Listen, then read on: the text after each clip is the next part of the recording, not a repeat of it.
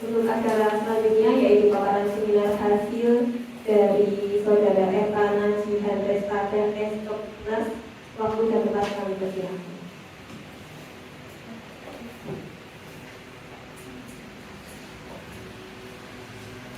Terima kasih waktunya untuk Mbak. Assalamualaikum warahmatullahi wabarakatuh.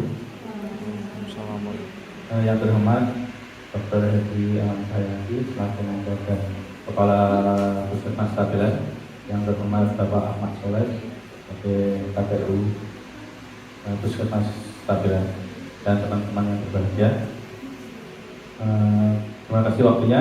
Kali ini saya menyampaikan hasil seminar laporan orientasi penerapan nilai dan etika pada instansi pemerintah bagi PPPK di lingkungan pemerintah Kota Semarang.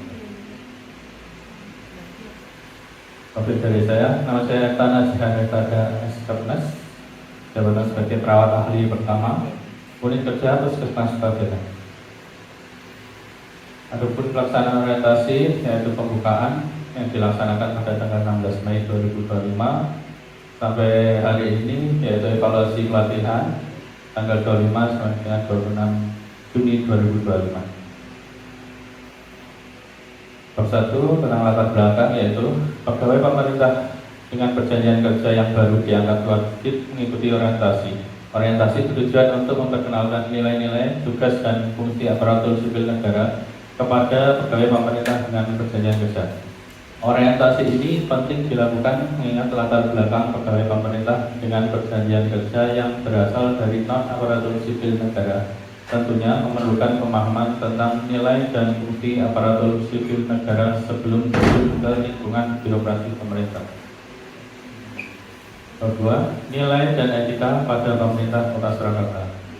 Pertama, visi mewujudkan Surakarta sebagai kota budaya yang modern, tangguh, gesit, kreatif dan sejahtera.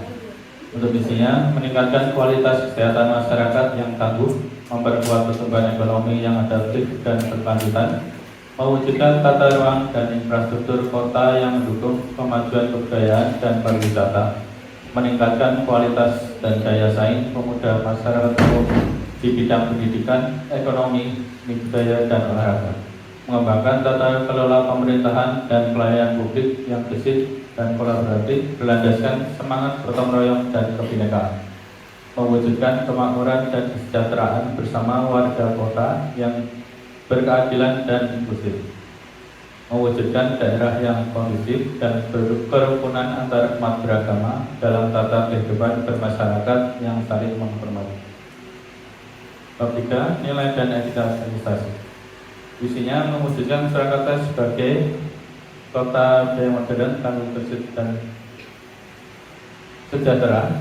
Misinya meningkatkan kualitas kehidupan masyarakat yang berkelanjutan, memperkuat pertumbuhan ekonomi yang adaptif dan berkelanjutan, mewujudkan tata ruang dan infrastruktur kota yang mendukung kemajuan kebudayaan pariwisata berkelanjutan, meningkatkan kualitas daya saing pemuda masyarakat umum di bidang ekonomi, pendidikan, seni budaya dan olahraga, mengembangkan tata kelola pemerintahan pelayanan publik yang gesit, kolaboratif, berlandaskan semangat gotong royong dan kebinekaan, mewujudkan kemakmuran kesejahteraan bersama warga kota yang berkeadilan dan inklusif, dan mewujudkan daerah yang kondusif dan berperan antar umat beragama dalam tata kehidupan bermasyarakat yang saling menghormati.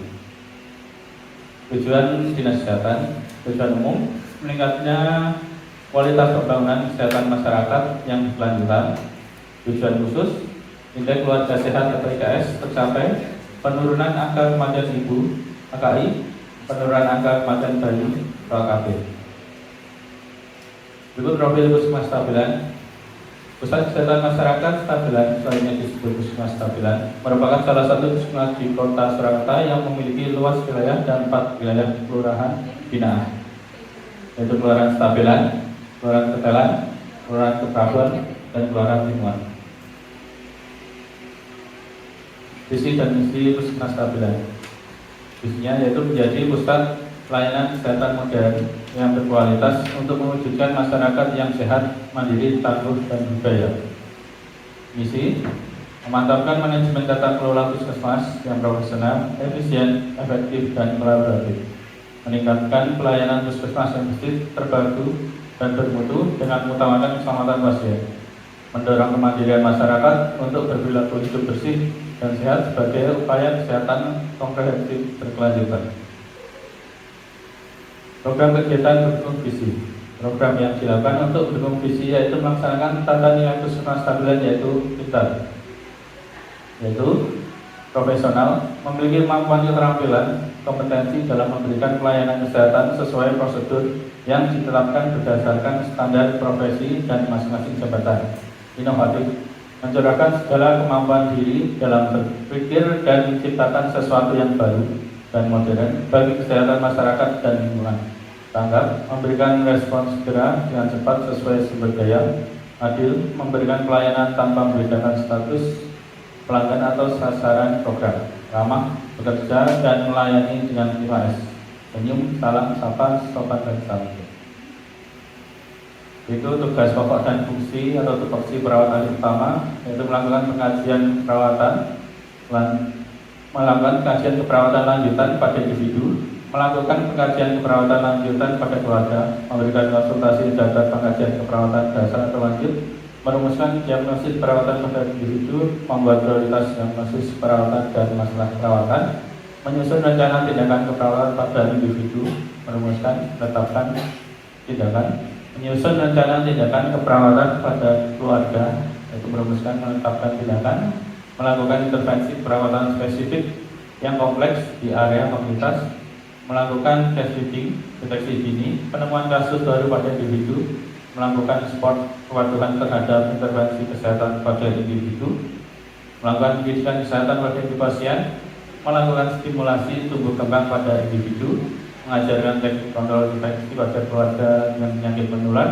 melakukan pendidikan kesehatan pada kelompok, melaksanakan manajemen surveillance health sebagai upaya pengawasan risiko infeksi dalam upaya preventif dalam pelayanan keperawatan, melakukan upaya peningkatan kepatuhan kewaspadaan standar pada pasien, petugas, atau pengunjung sebagai upaya pencegahan infeksi, melakukan investigasi dan deteksi dini kejadian luar biasa yang berdampak pada pelayanan kesehatan, melakukan pemenuhan kebutuhan oksigenasi kompleks, melakukan terapi aktivitas kelompok, melakukan terapi aktivitas kelompok stimulus sensorik dan persepsi, melakukan komunikasi dengan klien yang mengalami hambatan komunikasi, melakukan pemantauan atau penilaian kondisi pasien selama dilakukan tindakan keperawatan spesifik sesuai kasus dan kondisi pasien, melakukan konsultasi perawatan dan kolaborasi dengan dokter, melakukan peningkatan atau penguatan kemampuan suprarelawan dalam meningkatkan masalah kesehatan masyarakat, melakukan pendidikan kesehatan pada masyarakat, melakukan evaluasi tindakan perawatan pada individu. Keempat, yaitu rencana dan hasil kerja. Sini jadi visu dari saya tidak keberanian melakukan screening kesehatan jiwa serta dengan melakukan deteksi dini kesehatan mental muncul karena beberapa faktor.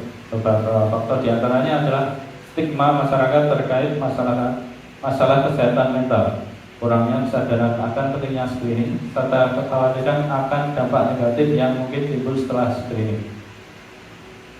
Isu yang diangkat yaitu stigma negatif terkait masalah kesehatan mental masih menjadi penghalang utama. Banyak orang khawatir dicap gila atau bermasalah jika mereka melakukan screening kesehatan jiwa. Gagasan yang jahat yaitu gerakan berani screening kesehatan jiwa. Untuk tahap identifikasi isu, yaitu berkomunikasi dan berkonsultasi dengan mentor mengenai permasalahan yang ada, yaitu ketidakberanian masyarakat untuk screening kesehatan jiwa, yaitu mengetahui masalah yang dihadapi saat akan melakukan screening jiwa. Untuk merencanakan atau merancang evaluasi, yaitu meminta persetujuan mentor mengenai waktu pelaksanaan dan sasaran disetujui untuk melakukan kegiatan pada 18 Juni 2025. Meminta persetujuan mentor tentang pembuatan screening online melalui Google Form, kemudian disetujui untuk pembuatan Google Form. Selanjutnya membuat aktualisasi atau membuat Google Form yang berisikan screening kesehatan jiwa anak usia 7 sampai 12 tahun, screening PHQ 4 untuk usia dewasa dan lansia, screening PDS untuk ibu hamil dan pasca melahirkan. Itu mempermudah tugas dalam mengambil data, menilai dan mengolah data pasien. Ini contoh screening form PHQ 4 yang sering digunakan terutama pas CKB atau di kelas ketik. Ini berbentuk PDS yang digunakan di KIA. Kemudian melaksanakan aktualisasi, yaitu memberikan Google Form pada pasien saat jam pelayanan, melakukan screening dan penilaian melalui Google Form. Petugas menilai hasil screening yang sudah masuk di data spreadsheet. Ini adalah hasil screening PDF. Kemudian melakukan evaluasi aktualisasi, yaitu mengevaluasi hasil screening dan memberikan hasil screening tersebut kepada pasien melalui WA, yaitu dengan ketentuan pasien dengan hasil skor kurang baik, yaitu pasien mengalami screening jalan jiwa. Jadi ini ada evaluasinya, scoring dan interpretasi. Ini contoh WhatsApp kepada pasien yang sudah saya WhatsAppkan.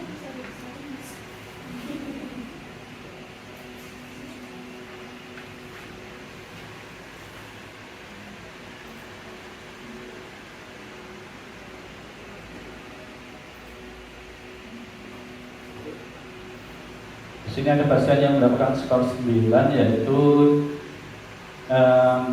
terdapat gejala depresi berat. Tapi untuk PHQ adalah akan screening untuk menilai gejala depresi, bukan untuk melakukan atau memberikan diagnosa.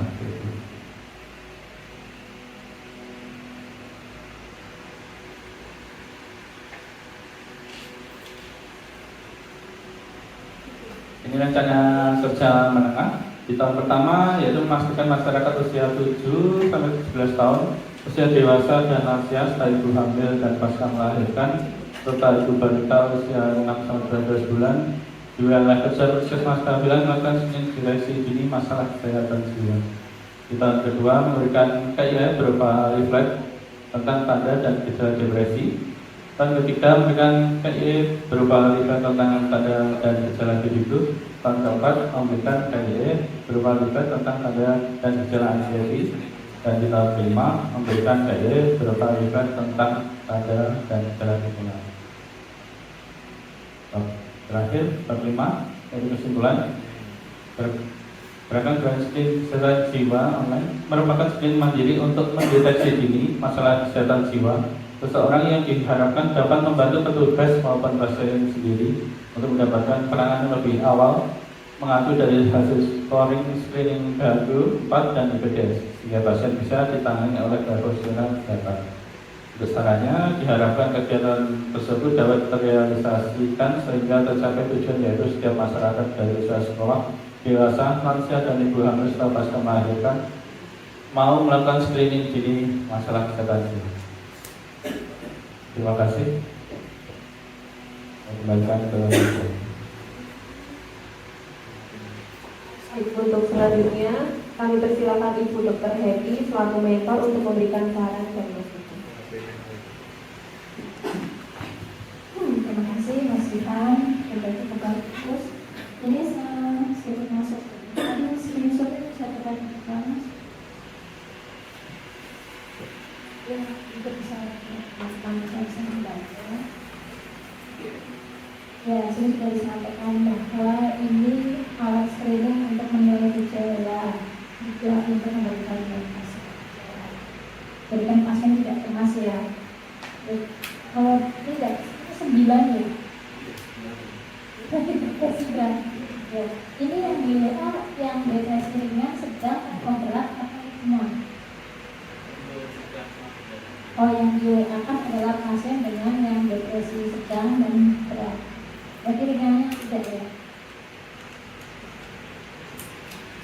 Terus ini sekalian kalau bisa ada kata-kata dari kami menyarankan untuk konsultasi. Mungkin saya tambahkan jam yang pendataan, jam pendaftaran puskesmasnya. Kan dia tahu kapan harus datang ke puskesmasnya. Kalau poli, kemudian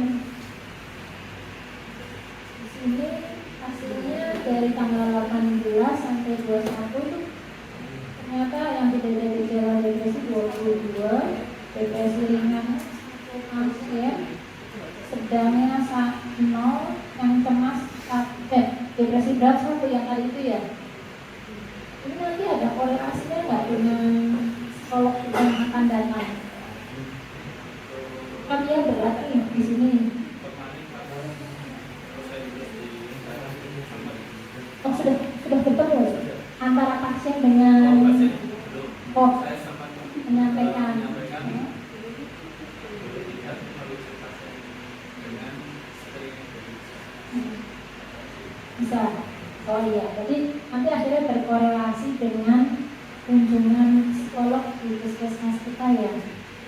bagus juga ya lebih ada tindak lanjutnya lebih cepat. Nanti kalau tidak memerlukan rujukan ke rumah sakit kita berikan ke rumah sakit seperti itu ya. Bertambah dari yang lain.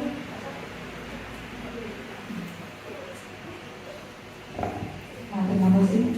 Sedikit dari saya, Mas Dian, untuk ini kan sangat membantu sekali nih untuk kegiatan screening jiwa di puskesmas. Nanti bisa disosialisasikan dan diaplikasikan ke posyandu, jadi mungkin akan lebih memperingan kerja kita.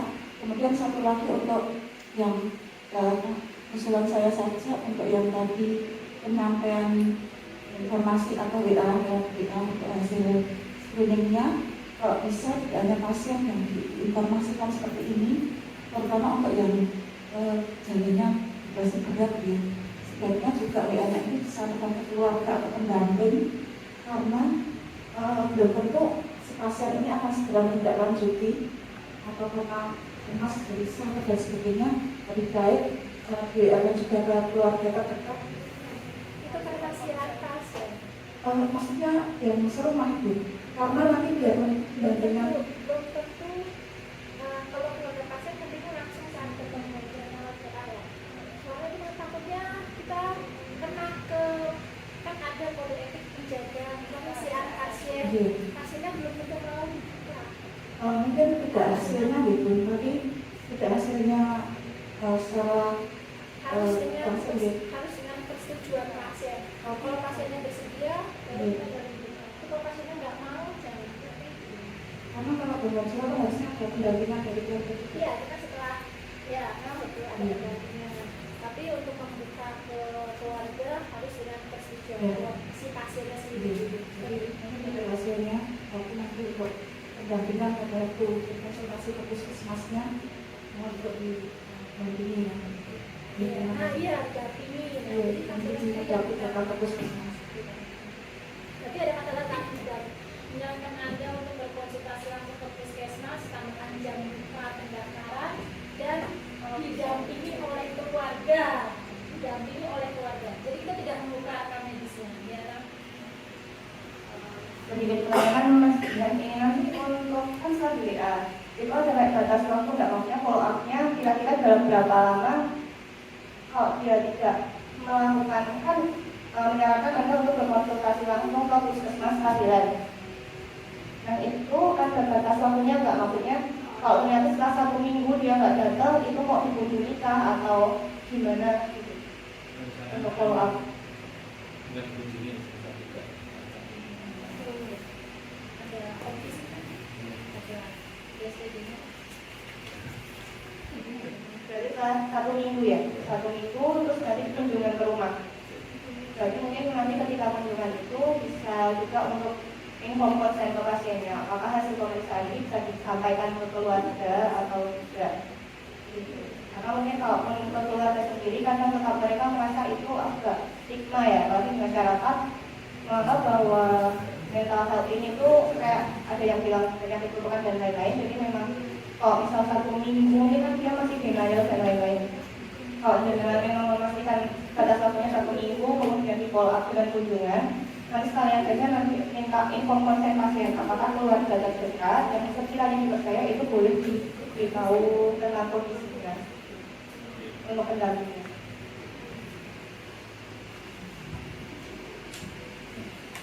Oke, terima kasih. Ini tadi sasarannya ambilnya di semua pengunjung atau semua pasien di puskesmas. Dan untuk kunjungannya nanti saya utamakan di dalam wilayah. Oke. Ini memang yang di WA itu kan yang grade sedang sama berat. Nah, kalau saya nggak perlu semuanya di WA, ya, karena kita sudah berarti ngetes, nggak dapat hasilnya, nanti tanya teman-teman yang lain, hasilnya gimana kayak gitu.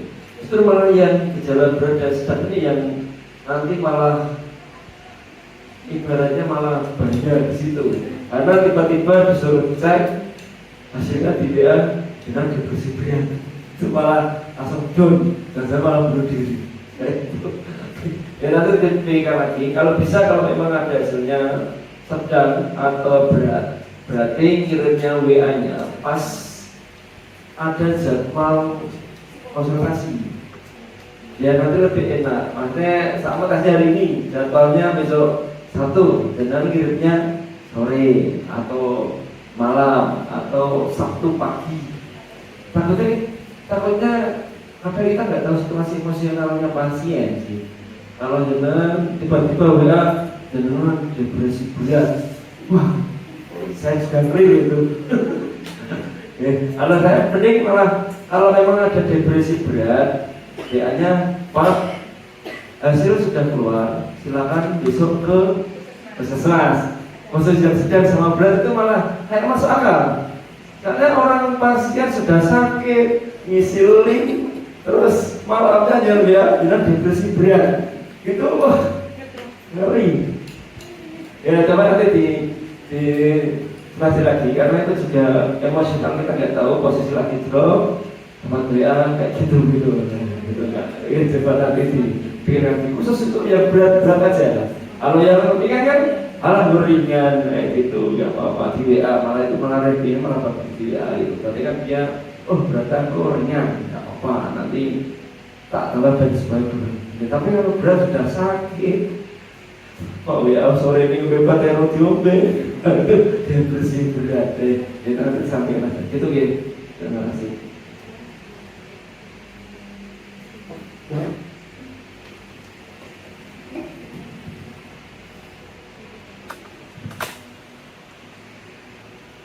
Baik Bapak Ibu, terima kasih untuk saran dan masukannya. Demikian paparan dari Saudara Jihan.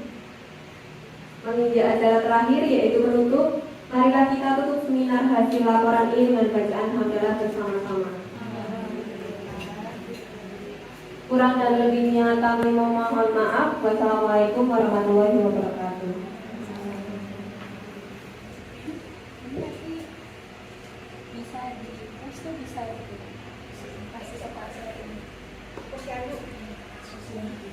BM kita